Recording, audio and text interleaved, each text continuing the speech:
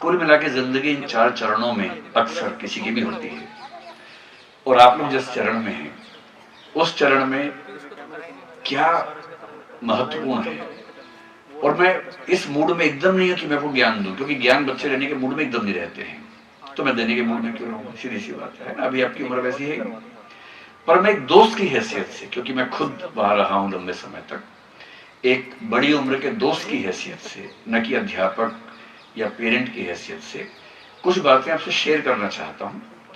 सुन लीजिए, अगर काम की लगे उनको ध्यान रखिएगा, क्योंकि जिंदगी में जब सबसे मुश्किल वक्त होते हैं ना, उस समय हमें लगता है काश कोई हमें थोड़ा सा बता देता। इतना सा मसला है। जिंदगी आपकी शानदार भी हो सकती है, बर्बाद भी हो सकती है, और आमतौर पर शानदार हो सकने वाली जिंदगी के बर्बाद होने के पीछे 3-4 मोमेंट्स होते हैं, 3-4 क्षण होते हैं। वो 3-4 क्षण ठीक से निकाल लिए तो जिंदगी शानदार है। उन 3-4 क्षणों में फिसल गए तो जिंदगी हाथ से निकल जाती है। एक बहुत प्रसिद्ध शायर हुए थे अब्दुल हमीद नाम के, उन्होंने एक शेर लिखा था, बस एक कदम गलत उठा था राह शौक में। राह शौक मतलब शौक के रास्ते में। शौक था, हॉबी थी, मन हुआ और मन के हिसाब से फैसला कर लिया। बस एक कदम गलत उठा था राह शौक में, मंजिल तमाम उम्र मुझे ढूंढती रही।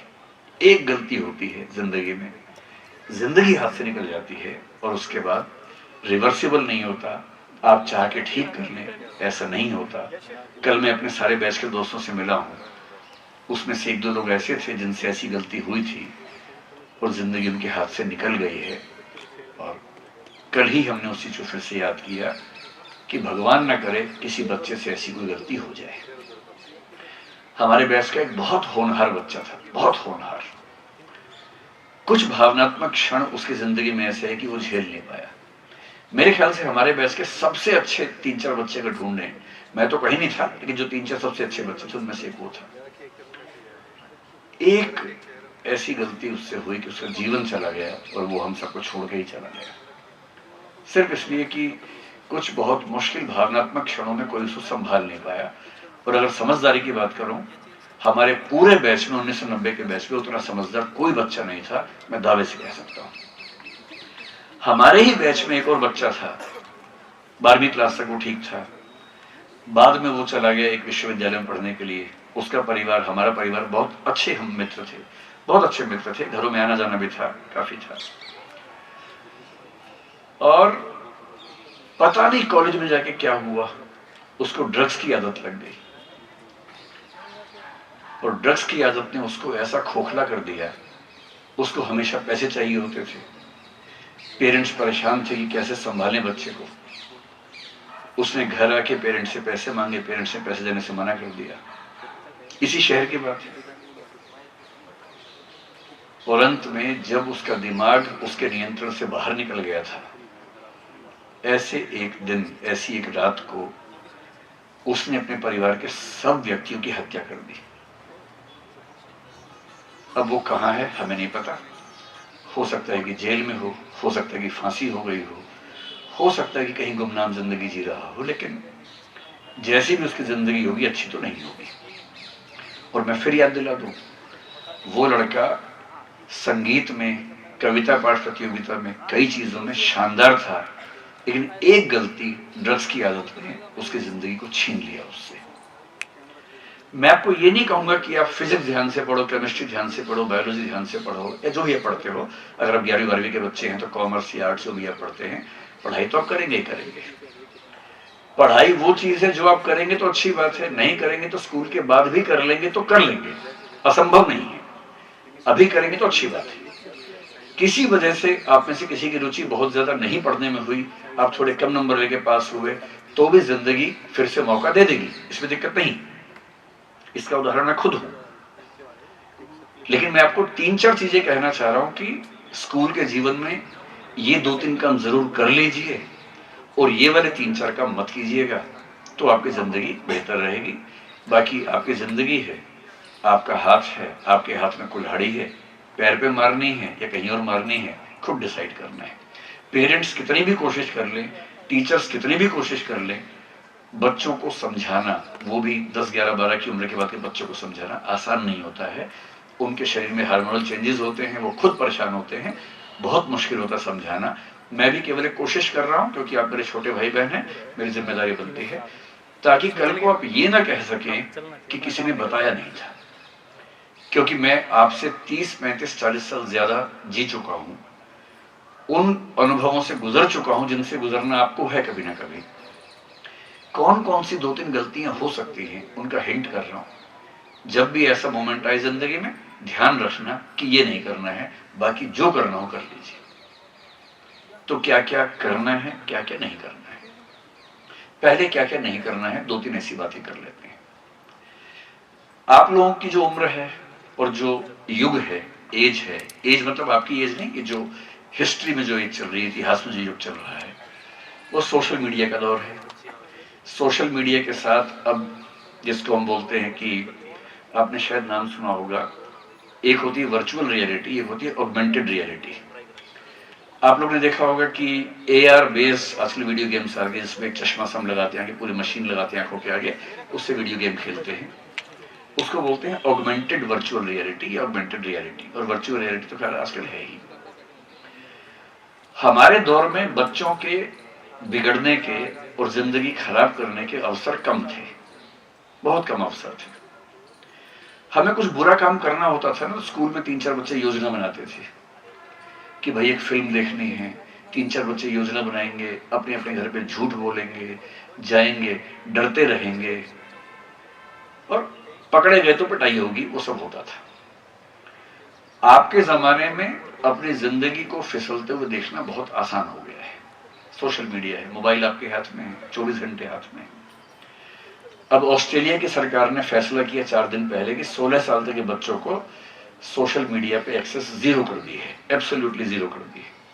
मेरा मानना है कि यहां भी होना चाहिए, क्योंकि उस उम्र में बच्चों में इतना विवेक नहीं है कि वो समझ सके कि क्या देखना है, क्या नहीं देखना है। हो सकता है कि ऑस्ट्रेलिया के एक्सपेरिमेंट के बाद भारत की सरकार भी ऐसा फैसला ले, पर क्योंकि नेपाल में ऐसा हुआ था और नेपाल में दुर्घटनाएं घट गई थी, तो सरकारें डरती भी हैं, तो सही समय पे शायद सरकार को ऐसा फैसला करेगी। मैं तो इस समर्थन में हूं कि ऐसा होना चाहिए। बच्चों को uncontrolled access of social media नहीं देना चाहिए, पर अभी तो हमारे पास वो एक्सेस है ही। सोशल मीडिया की दुनिया में आप जब वीडियो देख रहे होते हैं, आपका मन चंचल है, उम्र ऐसी है, हार्मोन बदल रहे हैं, माँ बाप से झगड़ा होता है। आज इसके बाद पेरेंट्स के साथ मेरा सेशन है, मैं पेरेंट्स को भी कई बातें बताने वाला हूं कि इस उम्र के बच्चों को डील करना वैसा नहीं है जैसा पिछली उम्र के बच्चों को डील करना था। बहुत अंतर आ गया है, उस अंतर को समझना बहुत जरूरी है। लेकिन मैं आपसे कह रहा हूं कि सोशल मीडिया का एक्सेस है, ठीक है, आप उस पर अच्छे वीडियोस भी देखते होंगे, कुछ खराब कंटेंट भी सामने आता ही होगा, देख लेते होंगे। बस ये ध्यान रखना है कि डिजिटल टेक्नोलॉजी पे कुछ ऐसा नहीं करना है कि जिंदगी हाथ से निकल जाए। मैं आपको 2 एग्जांपल देकर समझाता हूं ताकि बात स्पष्ट हो जाए आपको। और मैं जो कुछ भी कह रहा हूं, मैं एग्जांपल जानता हूं, रियल एग्जांपल जानता हूं। नाम मैं किसी का बोलूंगा नहीं, क्योंकि किसी की राइट टू प्राइवेसी है, उसकी भी निजता का अधिकार है, तो मैं किसी का नाम नहीं बोलूंगा, लेकिन हाँ संकेत से समझाऊंगा क्या क्या होता है। आप जब भी यूट्यूब या टिकटॉक तो खैर अब नहीं है, इंस्टा या कोई भी मीडिया प्लेटफॉर्म पर है, अपने फोन से हैं, इस बात को हमेशा ध्यान रखना है कि आप कितनी भी हिस्ट्री डिलीट कर रहे हैं उसमें से, उस प्लेटफॉर्म पर आपकी हिस्ट्री कभी डिलीट नहीं होती है। आप कहां कहां गए, आपने क्या क्या देखा, कितने समय के लिए देखा, आपने कौन सी वेबसाइट को सर्च किया, कौन से यूट्यूब चैनल को सर्च किया, कौन से वीडियो को सर्च किया, आप इनकॉग्निटो मोड में देखेंगे, आप हिस्ट्री डिलीट कर देंगे, कुछ भी कर लीजिए, वो डिलीट नहीं होता है। तकनीक के विशेषज्ञों के कंट्रोल में वो हमेशा है कि आपकी पूरी कुंडली खोल सकते हैं। इसी तरह से जब आप कुछ देख रहे हैं तो आपके ही फोन का फ्रंट कैमरा आपको देख रहा है, हर क्षण रिकॉर्ड हो रहा है कि आपने किस समय क्या देखा, कैसे देखा, आपके चेहरे के भाव क्या थे। जब जब आपको लगे कि मैं सबको धोखा दे सकता हूं, चकमा दे सकता हूं, पेरेंट्स को दे देंगे चकमा, लेकिन डार्क वेब को चकमा नहीं दे पाएंगे। और एक दिन क्या होगा, कोई हैकर सारे अकाउंट्स को निकाल के पब्लिक कर देगा और उसमें आपकी पूरी कुंडली सामने खुल जाएगी। अब मैं इसका एक खतरनाक उदाहरण आपको देकर समझाता हूं, एकदम रियल एग्जांपल है। साल भर में कम से कम 1 लाख बच्चे इसका शिकार होते हैं भारत में। विदेशों की बात नहीं कर रहा हूं, भारत की बात कर रहा हूं। लाखों बच्चे हर साल शिकार होते हैं। बहुत ध्यान रखिएगा इन बातों का। एक इंडस्ट्री है पूरी, क्योंकि साइबर टेक्नोलॉजी की दुनिया में बहुत दुष्ट किस्म के लोगों ने अपने उद्यम बना रखे हैं, अपनी कंपनियां बना रखी हैं, विदेशों से ऑपरेट करते हैं। वो क्या करते हैं, कोई छोटा बच्चा है, 10, 11, 12, 13, 14, 15 साल का बच्चा है, स्कूल में पढ़ता है, वो उसकी हिस्ट्री निकालते हैं कि वो क्या क्या देखता है यूट्यूब पे या बाकी सोशल मीडिया पे। और जैसे ही उनको समझ में आता है कि इस बच्चे को कुछ खास किस्म का इंटरेस्ट है, गलत चीजों का इंटरेस्ट है, वो ये भी निकाल लेते हैं कि ये बच्चा किस समय इंटरनेट पे आता है। आपके पेरेंट्स मान लीजिए सो गए हैं, आप रात को उठ के इंटरनेट देख रहे हैं, छुप के देख रहे हैं, पेरेंट्स से छुप जाएंगे और उन मक्कारों से, उन गिद्धों से, उन चीलों से नहीं छुप पाएंगे। वो गिद्ध बैठे हैं आपको परेशान करने के लिए, घेरने के लिए। उन्हें तुरंत पता लगता है कि ये बच्चा इस समय इंटरनेट पे है। अचानक क्या होगा, आपके फोन या आपके लैपटॉप या आपके डेस्कटॉप पे एक विंडो खुलेगी और उस विंडो में एक बहुत सुंदर सा व्यक्ति, पुरुष या महिला, मतलब कोई लड़की यूज कर रही है तो पुरुष होगा, लड़का यूज कर रहा तो महिला होगी, वो आपको कोई संकेत भेजेगी कि मैं तुमसे बात करना चाहती हूं। अब उसका संकेत ऐसा होगा कि बच्चे आमतौर पर रेजिस्ट नहीं कर पाएंगे और गलती से उसको क्लिक कर देंगे, खोल देंगे। अब वो बच्चा बड़ा खुश है कि एक कोई विदेशी महिला जो उसको बहुत सुंदर लगती है वो सामने उससे बात कर रही है, और बात भी वैसी कर रही है जैसी इस बच्चे का मन कर रहा था बात करने का। उसको ललचा रही है, प्यारी प्यारी बातें कर रही है। ये बच्चा तो बच्चा है, अभी तो उसका बुद्धि का विकास नहीं हुआ है। जिसको हम बुद्धि कहते हैं ना, हमारे दिमाग का अगला हिस्सा है, उसको बोलते हैं pre frontal cortex. Pre frontal cortex का पूरा विकास होने की उम्र है 25 साल की। 25 साल की उम्र तक बच्चे का जो बौद्धिक विकास है, मेंटल इंटेलेक्चुअल डेवलपमेंट हो रहा होता है। और 13 से 16, 17, 18 साल के बच्चे को भ्रमित करना, उसे अपने चंगुल में फंसाना सबसे आसान काम है, बहुत आसान काम है। गिद्धों के लिए, जो बड़ी उम्र के लोग हैं उनके लिए बहुत आसान काम है। अब आप उत्साहित होकर बात करने लगेंगे, उधर से बात आ रही है, जवाब आ रहा है, और अचानक क्या होता है, मैं कुछ ऐसी बातें बोल रहा हूं, मतलब प्रिंसिपल साहब मुझे माफ करेंगे लेकिन बोलना जरूरी है मेरे ख्याल से। ये 6ठी 7वीं के जो बच्चे हैं उनको ये पता होना बहुत जरूरी है, वरना पेरेंट्स और बच्चे उन मुद्दों पर बातें नहीं कर पाते हैं जिनमें बात करना बहुत जरूरी है। तो मैं जानबूझ के बात करता हूं। मैं तो समर्थक हूं कि स्कूल के 9th क्लास के बाद के बच्चों को सेक्स एजुकेशन कायदे से अच्छे शिक्षकों की मदद से दी जानी चाहिए, ताकि बच्चे स्कूल में ही वो सीख लें कि क्या गलतियां नहीं करनी जीवन में, और ऐसी गलती ना कर बैठे कि जीवन उनके हाथ से निकल जाए। अब वो जो महिला है आपसे बात कर रही है, उसका तो काम है दिन भर में 5-6 बच्चों को फंसाना ही है उसको, तो वो प्यार से बात कर रही है। और बात करते करते उसके कंप्यूटर में 2 विंडोज खुली हुई हैं, एक में आप दिख रहे हैं, एक में वो दिख रही है, और आप बात कर रहे हैं। अचानक क्या होगा, उसके शरीर से कपड़े हट जाएंगे, आप समझ नहीं पाएंगे क्या हुआ अचानक। और तब तक 3, 4, 5 सेकंड का वीडियो रिकॉर्ड हो गया जिसमें वो निर्वस्त्र है और आप उससे बात कर रहे हैं। बस इतना ही चाहिए उसको। और वो आपसे बात करने से पहले आपके सोशल मीडिया प्रोफाइल पे जाके आपके पेरेंट्स, आपके सारे दोस्त, सारे रिश्तेदार, सबका प्रोफाइल निकालते हैं, सबके फोन नंबर निकाल लेते हैं। बहुत आसान काम है। एक अच्छे हैकर को मुश्किल से 10 मिनट लगते हैं वो सब निकालने में। आप तो कम उम्र के बच्चे हैं, आपको लग रहा है कि ये तो कितनी रहस्यमय दुनिया है, कितनी सुंदर दुनिया है। बस 2 मिनट की बात है। उसके बाद आपके पास एक मैसेज आता है, और मैसेज ये आता है कि अगर 1 घंटे के अंदर इस बैंक अकाउंट में $100 जमा नहीं किए, ये $200 जमा नहीं किए, तो ये वीडियो तुम्हारे पेरेंट्स, तुम्हारे भाई बहन, सब रिश्तेदार, सब दोस्तों के अकाउंट में चला जाएगा। और उसके बाद मैं YouTube पे या Facebook पे शेयर करूंगा तुम्हारे सारे दोस्तों को टैग करके, तुम्हारे पेरेंट्स को टैग करके। और ये बच्चा जो बहुत उत्साहित था, अचानक इसको पता लगता है कि फंस गया है। $200, जिसका मोटा मोटा मतलब है 18,000 रुपए। अगर बच्चा परेशान है, मैं क्या करूं? मैं ऐसे कम से कम 10 रियल इंसिडेंट जानता हूं जिन बच्चों के साथ ये हुआ, उनके पेरेंट्स ने मुझे आके बताया कि ये हुआ। और जब मैंने रिसर्च की, 1 साल में लाखों बच्चों के साथ ये हो रहा है भारत में इस समय। अब वो बच्चा क्या कर रहा है, उसको लग रहा है जान बचाऊं, किसी तरह से दोस्तों को फोन करता है, भैया मैं फंस गया हूं, $200 का जुगाड़ करना है। सब दोस्त मिलकर थोड़े पैसे देते हैं, $200 हुए, भेजे, उस का बच गया। जैसे $200 जाते हैं, 1 घंटे बाद मैसेज आता है, अब 1 हफ्ते का समय है, $500। अब बच्चा क्या करेगा? अब एक ही रास्ता है कि पेरेंट्स को बता दे, पेरेंट्स ही बचा पाएंगे। जो पेरेंट्स को बता देते हैं, थोड़ी डांट पड़ती है, कभी कभी थोड़ी पिटाई होती है, लेकिन पेरेंट्स कम से कम बचा लेते हैं। दुख तब होता है जब बच्चे अपने पेरेंट्स को बता भी नहीं पाते हैं। और हर साल कुछ ऐसे बच्चे हैं जो ऐसी स्थिति में फंसकर अपना जीवन समाप्त कर लेते हैं। लौटने का रास्ता नहीं होता है।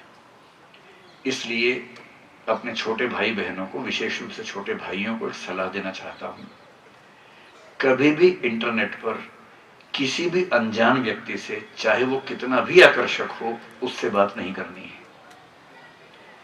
कोई भी अनजान व्यक्ति व्हाट्सएप पर वीडियो कॉल करे आपको, अगर उसका नंबर आपके पास नहीं है, भूल कर भी उससे बात नहीं करनी है। जान पहचान का नंबर हो तब भी कोशिश करनी है कि वीडियो कॉल ना करें। कोई कितना भी उकसाए, वीडियो कॉल पर अपने आप को ऐसे रूप में प्रस्तुत नहीं करना है कि बाद में उसका मिसयूज हो सके, क्योंकि जो आज आपका दोस्त है कल को दुश्मन हो सकता है, कल को वो हो सकता है कि आपसे फायदा उठाना चाहे। और आज के छोटे बच्चों के सामने सबसे बड़ा क्राइसिस मेरी नजर में इस तरह का है। अभी आपने हाथ ऐसे नहीं किया, इस समय आपको अच्छा लग रहा है सुनने में, तो मैं थोड़ा सा हो रहा है। एक बच्चे ने किया मेरी बात सुनने के बाद, लेकिन 2 दोस्तों ने धमका दिया उसको। ठीक है, जब तक दोस्त धमका रहे हैं इस समय तो ठीक चल रहा है, जब वो चुप होंगे तो मैं खुद ही चुप हो जाऊंगा। ये पहली बात थी कि ऐसी गलती, ऐसा दुस्साहस मत कीजिएगा, वरना चीजें हाथ से निकल जाएंगी।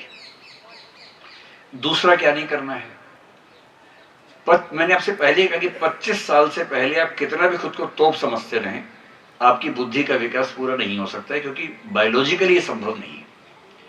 नेट पे सर्च करना, प्री फ्रंटल कॉर्टेक्स क्या होता है, हमारे दिमाग का अगला हिस्सा होता है, और ये केवल मनुष्यों में विकसित होता है, बाकी पशु पक्षियों में नहीं होता है। मनुष्य इसीलिए मनुष्य है कि उसके पास प्री फ्रंटल कॉर्टेक्स है, डेवलप्ड है, जिससे हम तार्किक फैसले करते हैं, निर्णय करते हैं, सोच समझ के होशो हवास से फैसले करते हैं। जब आप 25 साल के हो जाएंगे तो इस बात की संभावना लगभग शून्य है कि आप कोई बड़ी गलती करेंगे। आप देख लीजिए, 25 साल के बाद का इंसान बड़ा नापातुला हो जाता है, बहुत सोच समझ के फैसले करता है, भावनाओं में बह के फैसले नहीं करता है, क्योंकि अब उसकी बुद्धि का विकास ठीक से हो चुका है। 13, 14, 15। तो दूसरी बात मैं क्या कह रहा हूं, 25 की उम्र से पहले अंधी भावनाओं में बहकर कोई ऐसा काम नहीं करना है जो इरिवर्सिबल हो। जैसे जब बच्चा 13 साल का होता है ना, तो अपने माँ बाप से विद्रोह करने लगता है। जब तक छोटा बच्चा है, मम्मी का प्यारा होता है, राजकुमार होता है, राजकुमारी होती है, आंखों का दुलारा है, स्कूल से आते ही पेरेंट्स से बात करता है, सब अलग तरीके से चलता है। जैसे ही बच्चे 10 साल के बाद होने लगते हैं, 13 के आसपास ज्यादा, जब वो किशोर होते हैं, टीनेज में आते हैं, जो 7वीं क्लास के आसपास से बच्चे उस अवस्था में आ जाते हैं, और लगभग ग्रेजुएशन के 2nd ईयर तक, 19 की उम्र तक उसमें रहते हैं। इस उम्र का पहला लक्षण ये है कि जब आप बड़े होने लगते हैं, हार्मोन चेंज होते हैं, आपको 2 चीजों का एक नया रुझान पैदा होता है। ये दुनिया के हर बच्चे को होता है, सिर्फ आपको नहीं हो रहा, ध्यान रखना है, हर बच्चे को होता है। पहला, उसका ज्यादा मन करता है अपने दोस्तों के साथ रहने का, उनसे बात करने का, और पेरेंट्स से बात करने का उसका मन कम होने लगता है। विशेष रूप से लड़कों के लिए ऐसा कहा जाता है। तो लड़के अपने पेरेंट्स से कम बात करते हैं, राज रखने लगते हैं, छिपाने लगते हैं, दोस्तों में खूब बातें करते हैं। गैंग एज एक शब्द चलता है इस उम्र के लिए। एक गैंग बन जाती 3-4 बच्चों का, आपस में वो खूब रोचक बातें करते हैं। उनको लगता है कि ऐसी बातें संसार में पहली बार वही कर रहे हैं, जबकि हर पीढ़ी के लोग कर रहे होते हैं और हर 4 कदम पे कुछ ना कुछ कर रहे होते हैं लोग। इस गैंग एज में दोस्तों का हमारे ऊपर असर बहुत ज्यादा होता है। इसको पीयर प्रेशर कहते हैं। पीयर प्रेशर का मतलब है अगर दोस्तों ने कह दिया है तो एक काम करना है, भाई तूने कह दिया हो गया, जो भाई कहेगा वो होगा, ये वाला जो तेवर होता है इसको बोलते हैं टीन एज में या गैंग एज में इस तरह का व्यवहार होता है। इस उम्र में माँ बाप कोशिश करते हैं बच्चों को सिखाने की, उनको पता है कि बिगड़ने की उम्र यही है।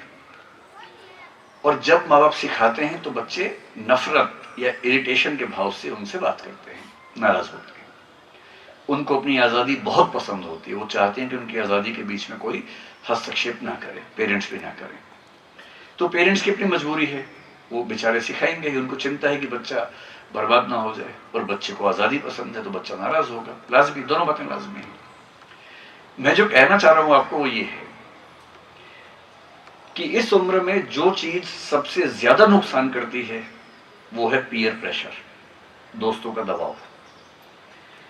और अगर आपके ग्रुप में 3-4-5 बच्चों के ग्रुप में, और हर 4-5 बच्चों के ग्रुप में 1-2 बदमाश होते ही होते हैं, आपके ग्रुप में भी कोई ना कोई होगा ही होगा, तो वो आपको कभी कहेंगे कि अरे आज हम सिगरेट पिएंगे, आजा तू भी आजा। अब आपको बचपन से घर में सिखाया गया कि स्मोकिंग नहीं करनी है, पेरेंट्स ने भी सिखाया है, आपको भी समझ में आता है कि स्मोकिंग करना बुरी बात है, लंग्स खराब करने वाली बात है, क्यों स्मोकिंग करेंगे भाई। पर दोस्त आपके बड़े अच्छे लगते हैं आपको, और दोस्त आपका मजाक बनाएंगे, उसके बाद कहेंगे अरे ये तो बेबी है, बेबी, ये तो बच्चा है, दूध पिएगा, ये बड़ा नहीं हुआ है, मर्द तो हम हैं जो सिगरेट पीते हैं। ये सब कह कह के आपको उकसाएंगे कि स्मोकिंग कर लो। दोस्त ऐसे ही होते हैं, गंदे होते हैं कई मामलों में, घटिया होते हैं कई मामलों में। और जो गंदे वाला दोस्त है उसमें कॉन्फिडेंस आमतौर पर सबसे ज्यादा होता है। जो ठीक बच्चा है उसमें कॉन्फिडेंस प्रायः कम रहता है। एक शायर ने बड़ी गहरी बात कही थी, बुरे लोग दुनिया का खतरा नहीं है, शरीफों की चुप्पी खतरनाक है। जो शरीफ बच्चे होते हैं चुप रह जाते हैं, बदमाश बच्चे इतने कॉन्फिडेंस से बोलते हैं, अरे दम है तो आजा, मर्द है तो आजा, बड़ा हो गया तो आजा, तू तो बच्चा है, तू तो ये है, तू तो वो है। अब इन सब के सामने खुद को साबित करने के लिए बेचारा बच्चा सिगरेट पी लेता है। फिर एक दिन वही दुष्ट बोलता है, अरे सिगरेट में क्या मजा है, मजा तो और बड़ी चीज में है। फिर वो कुछ नशे की चीज ले आता है, गांजा ले आता है, कुछ और ले आता है। आजकल देश के हर शहर में चीजें मिल जाती हैं और बच्चों में ये टेंडेंसी, मेरे कल स्कूल के कुछ लोगों से बात चल रही थी, मुझे पता लगा कि यहाँ भी चिंता की बातें ऐसी हैं। हर देश, मतलब हर देश में तो है, भारत के हर राज्य, हर शहर में ये बातें चिंता की आजकल हैं। और जैसे मैं सुनता हूँ कोई बच्चा ड्रग्स के आसपास गया है, मुझे वही एग्जाम्पल याद आता है। ये छोटी सी तकनीक है, इसको ड्रोन कहते हैं, कोई खास बात इसमें नहीं है। आप सब इससे बड़ी तकनीकों के साथ खेलने वाले बड़े होके, बहुत सामान्य तकनीक है। एक छोटा सा हेलीकॉप्टर है, कैमरा लगा हुआ, इतना मामला बस है ना, उसको तनाव मत लीजिए। बम नहीं है आपके ऊपर, बम नहीं गिरने वाला है, छोटी सी बात है। युद्ध होता तो बम भी इससे आता, अभी तो सेशन है तो इसमें केवल कैमरा है। और जैसे मैं सुनता हूं कि कोई बच्चा ड्रग्स के नजदीक चला गया है, मुझे वही घटना याद आती है अपने ही एक बचपन के दोस्त की, जिसने ड्रग्स के प्रभाव में अपने माता पिता, अपने बड़े भाई, अपनी दादी, सबका कत्ल कर दिया था। मुझे नहीं पता वो कहाँ है, अगर मिलेगा तो मैं पूछूंगा उससे कि इतना करने के बाद गिल्ट फीलिंग से, अपराध भावना से, पाप की भावना से कैसे जिंदा रह पाता है।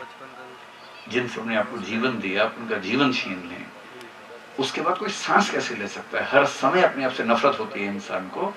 और दुख की बात है कि जब उसने ये किया होगा वो अपने आप में नहीं होगा, अपने नियंत्रण में नहीं होगा, बुद्धि उसके हाथ में नहीं होगी उसकी। और सिर्फ इसलिए कि जब हम कोई नशा कर लेते हैं हमारा दिमाग हमारे कंट्रोल से बाहर निकल जाता है। मेरा मानना है कि कोई भी बच्चा अपने आप शौकीन नहीं होता सिगरेट पीने का, वेपिंग करने का, शराब पीने का या ड्रग्स करने का। वो इसलिए करता है कि उसके ग्रुप में कोई उस पर दबाव डालता है, पीयर प्रेशर होता है। तो बच्चों, मैं आपको इतना संकेत कर रहा हूं, मैं भी आपके दौर में था, हमारे भी दोस्तों ने ऐसी कई चीजें की ही थी। मेरा अपना तरीका बड़ा सिंपल सा था। जैसे मुझे कोई बोलता था कि भैया अपनी क्लास के जितने मर्द हैं आज सिगरेट पिएंगे, तुम भी मर्द हो तो आ जाओ, दबाव तो हो ही जाता है बच्चों में। तो मेरा एक ही सेंटेंस था कि हम वो हैं जिन्हें मर्द होने के लिए सिगरेट नहीं चाहिए। जो सिगरेट पी के मर्द होते हैं वो सिगरेट पिए, हम वैसे ही मर्द हैं। क्यों दबाव में आना है? कोई कहे कि दम है तो शराब पी के दिखा, आप कहो दम है तो छोड़ के दिखा। क्यों पी के दिखा? मैं शराब पी के अपने आप को खत्म कर लूं, मैं सिगरेट पी के अपने फेफड़े खत्म कर लूं, मैं ड्रग्स करके अपना दिमाग खराब कर लूं, ये कैसी दोस्ती है? पक्का दोस्त है तो ड्रग्स कर हमारे साथ। इसका जवाब क्या है? पक्का दोस्त है तो छोड़ दे। तेरी दोस्ती के लिए मैं नशा करूं, मेरी दोस्ती के लिए तो छोड़ दे सकता। दम इसमें है कि आप अपने दोस्तों को गलत चीजों से दूर कर सके, न कि इसमें कि उनके उकसावे में आके बहक जाए। नहीं बहकना है, वापसी संभव नहीं है। एक बार गए तो जिंदगी हाथ से निकल जाएगी, पता भी नहीं चलेगा, और जिंदगी भर कहते रहेंगे कि बस एक गलती हुई थी, बस एक गलत कदम उठा था राहे शौक में, मंजिल तमाम उम्र मुझे ढूंढती रही। मंजिल ढूंढती रहेगी, आप मिलेंगे नहीं उसके आसपास भी। 25 की उम्र से पहले अगर कभी किसी के साथ दोस्ती हो भी जाए, प्रेम हो भी जाए, तो बड़े बड़े वायदे नहीं करने हैं, शादी ब्याह नहीं करना है, पहले करियर सेट कर लेना है, उसके बाद उन सब चीजों में उलझना है। क्योंकि आज जिस तरह कंपटीशन है उसमें चल नहीं पाएगा कि अब दो नावों में सवार हो जाएं। पहले हो जाता था, कंपटीशन कम था, आजकल कंपटीशन बहुत ज्यादा है। जितना हो सके भावनाओं पर काबू रखिए, जिंदगी में आगे बढ़िए। हो सकता है आप कॉलेज में जाएं, दोस्ती हो, अच्छे दोस्त बन जाएं, बाद में मन हो कि हम दोनों जीवन साथ में गुजारें, ठीक है, लेकिन हड़बड़ी भी नहीं, आराम से कि ठीक है पहले करियर सेट हो जाए फिर सोचेंगे। मैं ऐसे कितने लोगों को जानता हूँ कि आईएएस की तैयारी कर रहे थे, लड़का भी लड़की भी, दोनों ने प्रेम किया, वायदे कर लिए, उनमें से एक आईएएस बन गया, एक नहीं बन पाया। अब जो बन गया उसके जीवन के मूल्य बदल गए, उसके पेरेंट्स ने दबाव डाला, उसने छोड़ दिया, दूसरा व्यक्ति डिप्रेशन में जिंदगी भर परेशान होता रहा। क्यों ये सब करना है ना? एक कठिन प्रतिस्पर्धा के दौर में आप हैं, तो अपने आप को संभाल लेंगे कुछ समय, तो उसके बाद पूरी जिंदगी की सब सुख सुविधाएं आपके पास रहेंगी। तो नहीं संभाल पाएंगे तो मुश्किल होगा। दो बातें मैंने आपसे कही, एक सोशल मीडिया के दौर में तकनीक का दुरुपयोग नहीं करना है, क्योंकि कोई ना कोई आपको देख रहा है हमेशा। फंस जाएंगे तो परेशान कर देगा, और गलती से कुछ हो जाए तो पेरेंट्स को बता देना है, छिपाना नहीं है। पेरेंट्स ही हैं जो आपको बचा पाएंगे किसी भी ऐसे मामले में, और कोई नहीं बचा पाएगा दुनिया में। दूसरी बात मैंने आपसे क्या कहा, 25 साल की उम्र तक जब तक प्री फ्रंटल कॉर्टेक्स ठीक से विकसित ना हो जाए, इमोशंस को कंट्रोल में रखना है। कोई दोस्त कितनी भी कोशिश कर ले, उसके उकसावे में नहीं आना है, और अपने ग्रुप में वो व्यक्ति बनना है जो पूरे ग्रुप पर प्रभाव डालता है, और आप जो चाहते हैं वो आपके ग्रुप के लोग करते हैं, बाकी काम नहीं करते हैं।